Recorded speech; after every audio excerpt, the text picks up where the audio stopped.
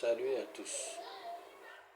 Je me présente devant vous aujourd'hui pour vous parler du paradis et du séjour de mort,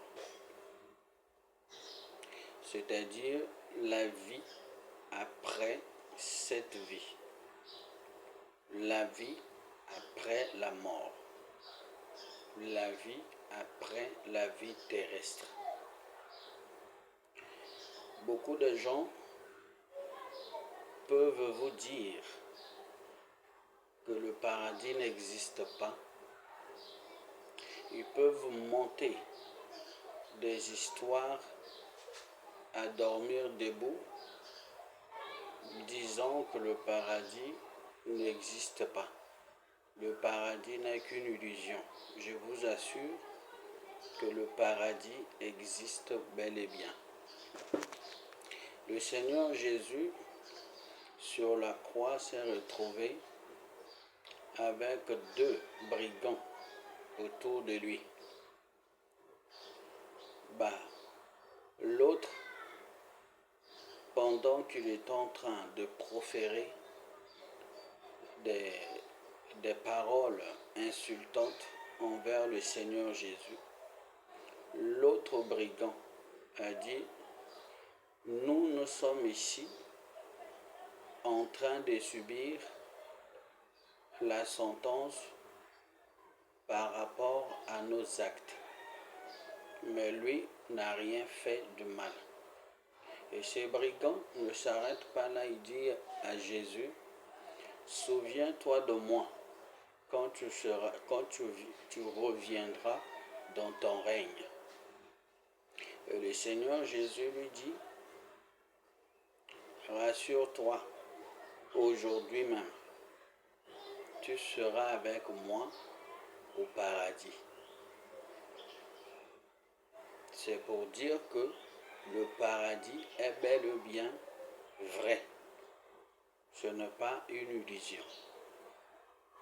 Après cette vie, il y a une autre vie. Vous êtes-vous déjà posé la question, quand les gens meurent, quand vous allez les déposer dans leur dernière demeure, que vous appelez dernière demeure, et vous leur souhaitez repose en paix,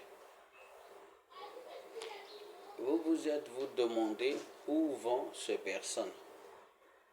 Vous pouvez beau souhaiter que la personne repose en paix, mais le problème c'est que sa paix ou sa tourmente ne dépend pas de votre simple souhait.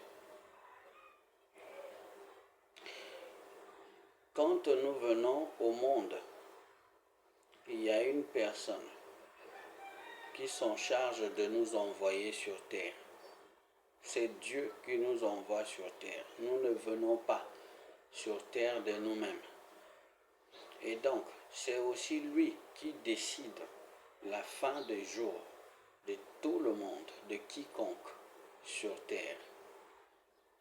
Les hommes peuvent vouloir t'ôter la vie, mais si Dieu n'a pas encore décidé, personne ne pourra t'ôter la vie. Et une fois que Dieu, le Maître suprême, a décidé de mettre fin à tes jours sur terre,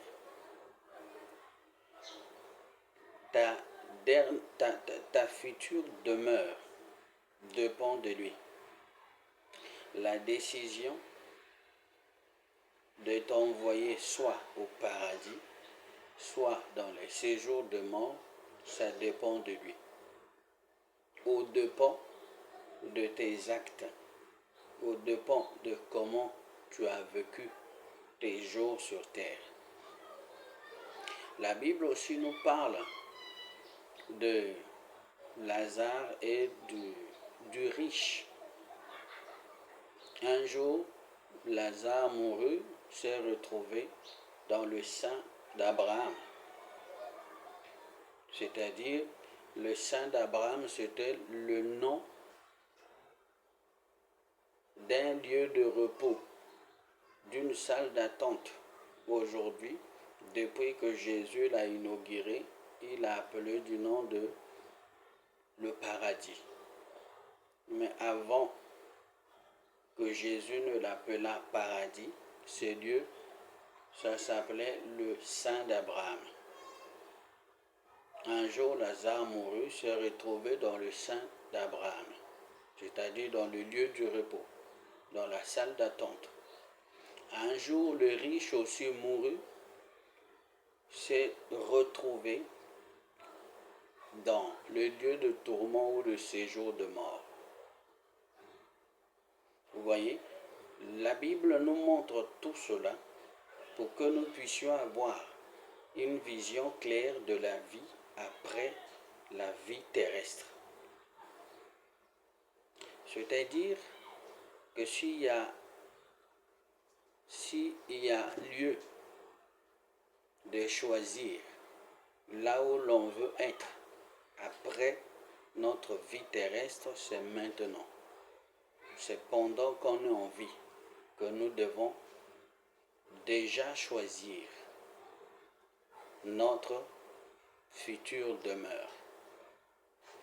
Et la personne qui peut nous donner accès au paradis, c'est Dieu. Donc quand vous croyez en Dieu, c'est Dieu qui vous donne le monopole, l'autorisation d'avoir accès à cette demeure future qui est le paradis. Saisissez l'occasion pendant que vous êtes encore en vie et ne ratez pas le paradis. Au nom de Jésus.